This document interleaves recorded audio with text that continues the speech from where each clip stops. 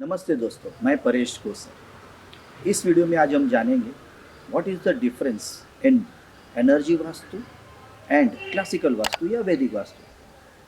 Classical vastu या वैदिक वास्तु जिसको हम आज तक अप्लाई करते आए हैं कोई भी रेसिडेंशियल, कमर्शियल या इंडस्ट्रियल या एनी प्रॉपर्टी पे, जिसमें हम नॉर्मल स्थूल एक प्रोटोकॉल को फॉलो करते हैं कि नॉर्थ ईस्ट ईस्ट है ना, हल्का होना चाहिए।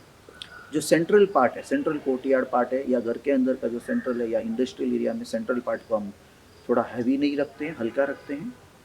और जो साउथ वेस्ट या वेस्ट पार्ट है इसको हम हैवी रखते हैं। अब ये हो गई एक स्थूल स्टेबल वास्तु की।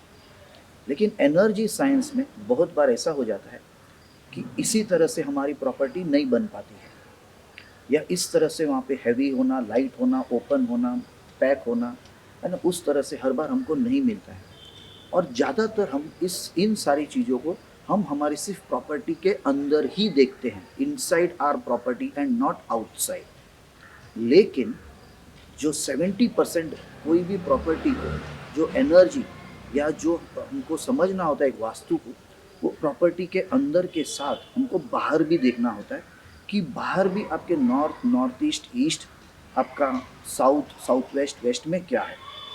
तो इन सारी चीज़ों को हमको जब समझना होता है, जब हम उसको समझ के हमारी प्रॉपर्टी को डिज़ाइन करेंगे, तो उस पूरे सिस्टम को, उस पूरे एनर्जी को हम एनर्जी वास्तु कहते हैं। जहाँ पे हम लाइफ फोर्स एनर्जी की बात करते हैं कि यानी कि हमने सिर्फ डिज़ाइन ही नहीं किया वास्तु के हिसाब से हमारी प्रॉपर्टी को, लेकिन वहाँ पे हम एनर्जी फ्लो की बात करते हैं, हम एनर्जी की बात करते हैं। और इस एनर्जी को समझने के लिए हम एक डिवाइस का यूज़ करते हैं जिसे हम कहते हैं एटमॉस लेकर एंटेना, जिससे हम अलग अलग फ्रीक्वेंसीज पे रख के इस प्रॉपर्टी को हम डिटेल में समझते हैं।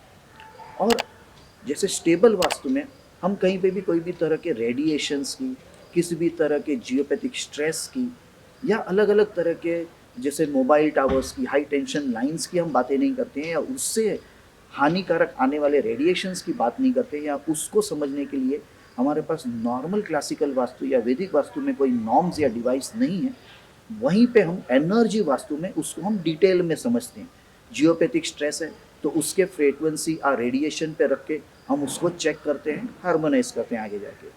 हमको जो घर के अंदर की इलेक्ट्रिसिटी है, या जो हाई टेंशन लाइंस की इलेक्ट्रिसिटी आपके प्रॉपर्टी के बाद से कहीं जा रही है, तो उसके रेडिएशन जो इफेक्ट करते हैं प्रॉपर्टी को और वहाँ पे रहने वाले लोगों को, उसको भी हम चेक करते हैं किसी पर्टिकुलर फ्रीक्वेंसी पे रख के एटमॉस लेकर एंटेना से, और उसको भी हम करेक्ट कर सकते हैं, हार्मोनाइज कर सकते हैं।